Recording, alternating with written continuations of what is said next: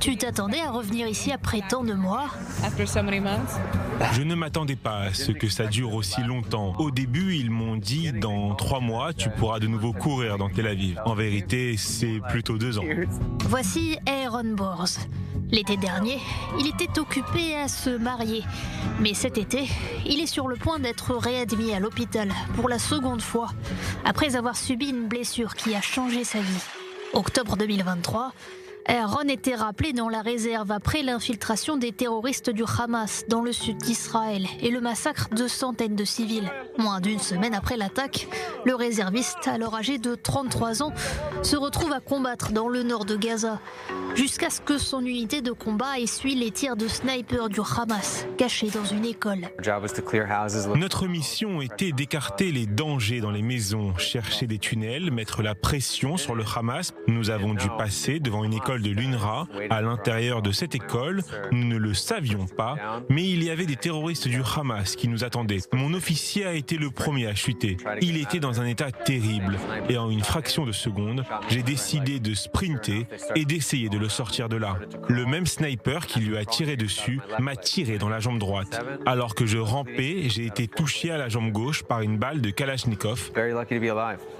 L'histoire d'Aaron est tragique, mais elle n'est malheureusement pas la seule. Depuis le 7 octobre en Israël, des dizaines de milliers de civils et de soldats ont été blessés au cours de la guerre. Des milliers d'Israéliens devront vivre avec des blessures incapacitantes pour le reste de leur vie, à la fois physique et mentale. Voilà Alon.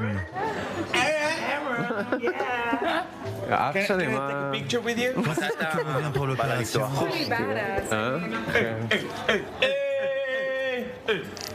Combien de temps tu dois garder ça? Encore 2 semaines. Ça fait déjà 7 mois qu'il l'a.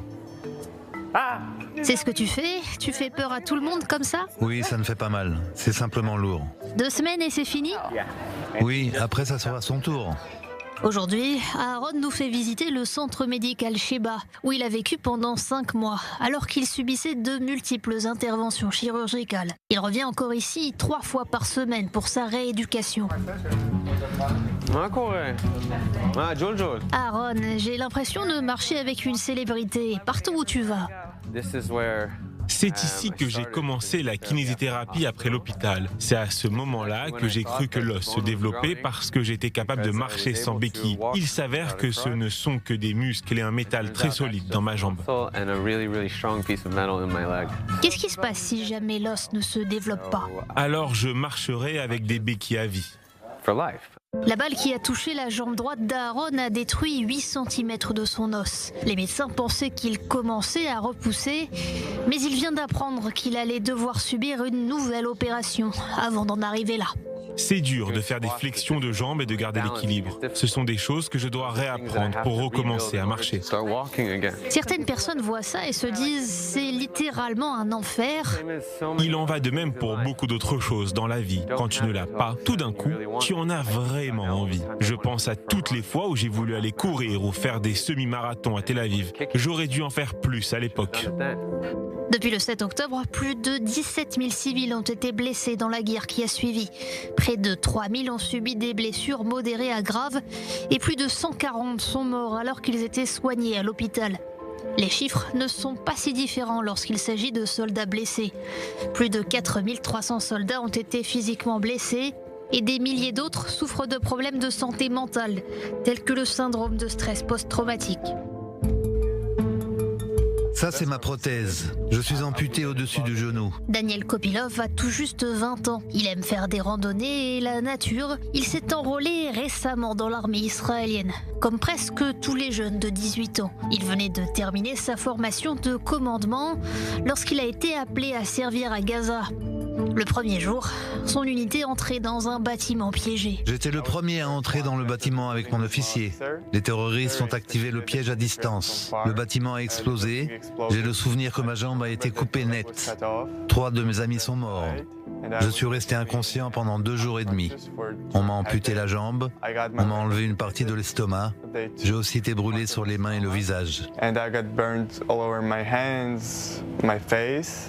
Daniel est soigné au centre médical Shiba depuis maintenant 5 mois. Sa famille a dû quitter sa maison dans le nord d'Israël et s'installer dans le centre, près de l'hôpital, pour qu'il puisse poursuivre sa rééducation une fois sorti. Tu as l'impression d'être la même personne qu'avant ? Oui et non. J'avais des projets après l'armée et je ne suis pas non plus en mesure de faire tout ce que je veux pour l'instant. Tout change dans ta vie. Beaucoup de mes rêves, beaucoup de mes projets sont annulés ou alors je dois les modifier pour les adapter à mon handicap. Daniel devrait sortir de l'hôpital la semaine prochaine, mais il y a encore des centaines d'Israéliens blessés, soignés dans les hôpitaux du pays.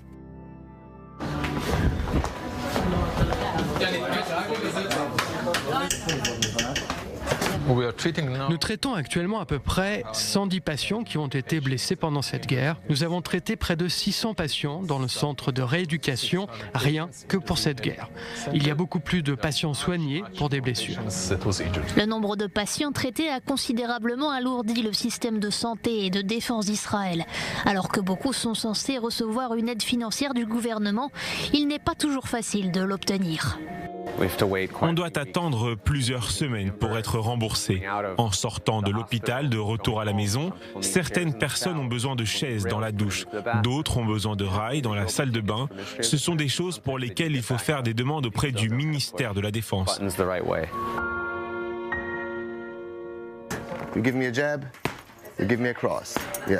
Lorsque nous avons commencé à travailler ensemble, il ne pouvait pas marcher. Aujourd'hui, regardez-le, c'est une bête.